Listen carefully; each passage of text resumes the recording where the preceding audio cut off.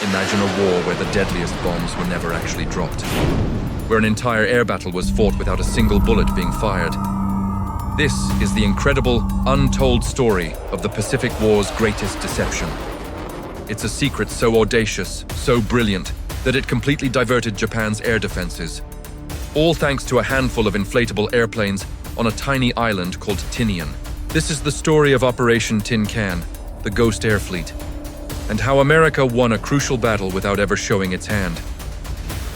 By late 1944, the American air campaign against Japan was relentless, but it came at a staggering cost.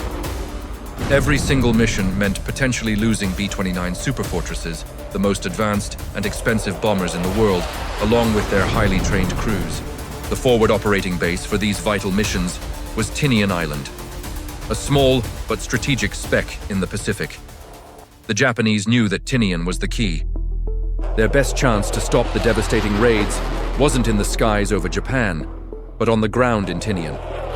They launched constant, brutal reconnaissance flights and targeted bombing runs, determined to cripple American air power before it could even take off. The challenge for US commanders was straightforward, but seemed impossible. How do you hide an army of giant B-29 bombers when you have absolutely nowhere to hide them?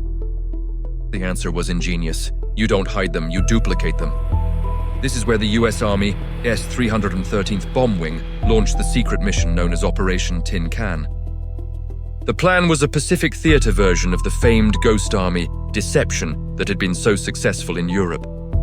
A team of engineers and artists got to work, using the simplest materials imaginable: rubber, canvas, and wooden frames.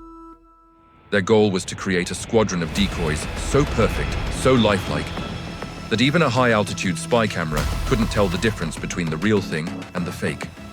They inflated and assembled over 30 full-scale B-29 replicas. These fake bombers, nicknamed rubber B-29s, were meticulously positioned on the Tinian airfields. They had just the right shine to mimic aluminum skin.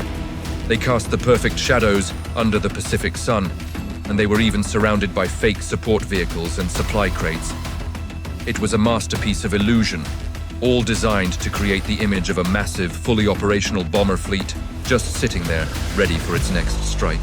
Then came the most critical part of the plan: getting the Japanese to see the deception.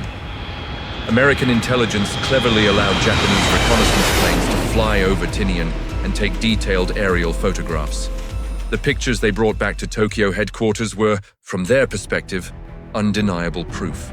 The photos showed Tinian overflowing with American air power. They counted not just the 30 real bombers, but an entire ghost fleet, all neatly lined up and dangerously exposed on the runways. This is when the Japanese High Command made a massive, fatal miscalculation. They believed they had found the main artery of the American attack, the very heart of the bombing campaign. Convinced of this intelligence, they decided to pour their limited, precious resources, their most experienced fighter pilots, and their entire available supply of high-explosive bombs into one devastating, all-out counterattack on Tinian. The Japanese attack came in waves.